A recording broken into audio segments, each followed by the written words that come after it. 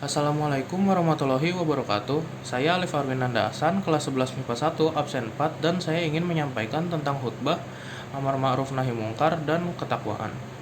Bismillahirrahmanirrahim. Ma'asyiral muslimin rahimakumullah. Amar ma'ruf nahi mungkar, yakni mengajak pada kebaikan dan mencegah kemungkaran, merupakan bagian dari ajaran agama Islam. Setiap muslim diwajibkan untuk menebar kebaikan sebanyak mungkin dan berusaha untuk mencegah kemungkaran dimanapun dia berada. Dalam surat Al-Imran ayat 110, Allah Subhanahu wa taala berfirman, "Kuntum khairu ummatin ukhrijat lin-nasi ta'muruna bil ma'rufi wa tanhauna 'anil munkari wa tu'minuna billah." Yang artinya, kalian adalah umat terbaik yang dilahirkan untuk manusia, karena kalian menyuruh pada yang ma'ruf dan mencegah yang mungkar dan beriman kepada Allah. Quran surat Al-Imran ayat 110. Imam Al-Ghazali dalam Ihya Ulumuddin menekankan pelaksanaan amar ma'ruf nahi mungkar terdiri dari 4 unsur. Yang pertama ada muhtasib atau pengawas atau pelaksana, yang kedua ada muhtasab alaih atau objek yang diawasi atau diajak, yang ketiga ada muhtasab fih atau masalah, dan yang keempat ada ihtisab atau bentuk pengawasan atau penanganan. Keempat unsur ini saling berkaitan dan apabila berubah salah satunya, maka pola penanganannya pun akan berbeda. Kiai Haji Ahmad Siddiq juga menegaskan bahwa kemungkaran yang wajib dicegah adalah mungkar bil ijma atau disepakati oleh para ulama sebagai kemungkaran, sementara kemungkaran yang masih diperdebatkan hukumnya oleh para ulama tidak wajib untuk dilarang atau dicegah.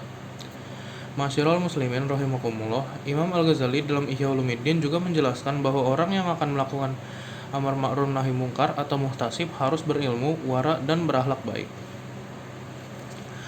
Saudara-saudara seiman, Imam Ahmad dalam Musnadnya dan Al-Hakim dalam Al-Mustadrak meriwayatkan dari sahabat Abu Dzar radhiyallahu anhu bahwa ia berkata, Rasulullah SAW suatu ketika mulai membacakan kepadaku ayat, "Wa may yattaqillaha yaj'al lahu mahraja," yang maknanya, barang siapa bertakwa kepada Allah, niscaya Allah akan mengadakan baginya jalan keluar.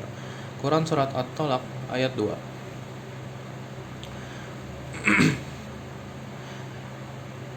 Ma'asyiral muslimin rahimakumullah, sebagaimana kita tahu bahwa takwa adalah menjalankan seluruh kewajiban dan menjauhi semua perkara yang diharamkan. Telah diriwayatkan dari Ibnu Abbas radhiyallahu anhu bahwa ia berkata, "Wa may yattaqillaha yunjihi fid dunya wal akhirah." Maknanya, barang siapa bertakwa kepada Allah, maka Allah akan menyelamatkannya di dunia dan di akhirat. Jadi hadirin sekalian, takwa adalah sebab munculnya jalan keluar dari berbagai macam kesulitan di dunia dan akhirat. Sebab diperolehnya rezeki dan sebab diraihnya derajat yang tinggi. Sebaliknya, perbuatan-perbuatan maksiat adalah sebab terhalangnya seseorang memperoleh jalan keluar, rezeki, dan derajat tinggi di dunia dan akhirat. Al-Hakim, Ibnu Hibban, dan lainnya meriwayatkan dari Rasulullah SAW bahwa beliau bersabda, "Innar rajula la romur rizqo bizzambi yusibu," yang maknanya, sesungguhnya seseorang akan terhalang dari suatu rezeki sebab dosa yang dilakukannya. Hadis riwayat Al-Hakim, Ibnu Hibban, dan lainnya. Sebagian ulama mengatakan, perbuatan dosa akan menyebabkan seseorang terhalang dari berbagai macam nikmat di dunia, seperti kesehatan dan harta, atau hilangnya berkah dari hartanya, atau menyebabkan seseorang dikalahkan dan dikuasai oleh musuh-musuhnya. Dan terkadang seseorang melakukan sebuah dosa, maka jatuhlah kedudukan dan martabatnya dari hati banyak orang atau menyebabkan ia lupa terhadap ilmunya. Oleh karena itu, sebagian orang berkata, "Sungguh aku mengetahui siksa dan balasan atas dosaku dari perubahan keadaanku dan kawan-kawan yang menjauhiku."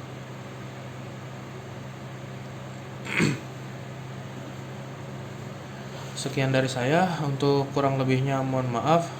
Wabillahi taufiq wal hidayah. Wassalamualaikum warahmatullahi wabarakatuh.